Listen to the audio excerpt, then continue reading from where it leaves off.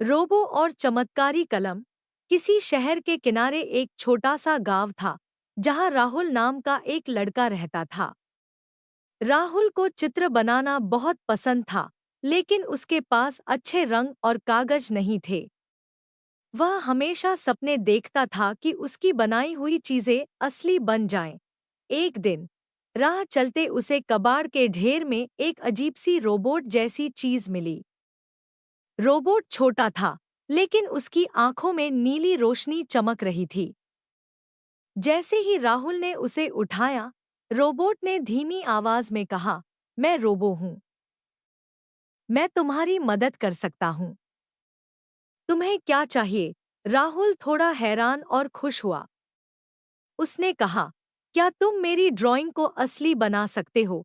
Robo ने अपने छोटे से बॉक्स में से एक चमकती हुई चमत्कारी कलम निकाली और कहा, यह कलम तुम्हें अपनी कल्पना को हकीकत में बदलने की ताकत देगी, लेकिन इसका इस्तेमाल सोच समझ कर करना।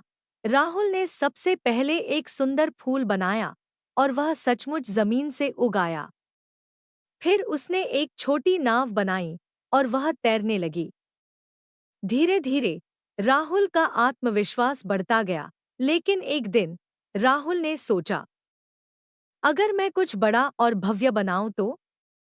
उसने एक विशालकाय टावर और उड़ने वाली कार बना दी, लेकिन जल्द ही चीजें हाथ से बाहर हो गईं। टावर गिरने की कगार पर था और उड़ने वाली कार बेकाबू होकर आसमान में घूमने लगी। राहुल डर गया और रोबो से मदद मांगी। रोबो ने कहा, तुम्हें याद रखना चाहिए था कि ताकत का सही इस्तेमाल जिम्मेदारी से करना चाहिए। राहुल ने कलम से एक उपाय बनाया, एक विशाल सुरक्षा ढाल, जिसने सभी गड़बड़ियों को रोक दिया।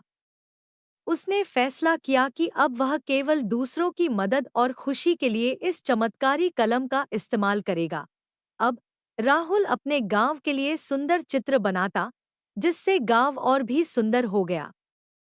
रोबो उसका सबसे अच्छा दोस्त बन गया और उसे हमेशा याद दिलाता कि सच्चा कलाकार वही है जो अपनी कला से दुनिया को बेहतर बनाए। सीख। शक्ति का सही उपयोग तभी है जब वह दूसरों की भलाई के लिए हो। Thank you for watching, like and subscribe to cartoon AI animations.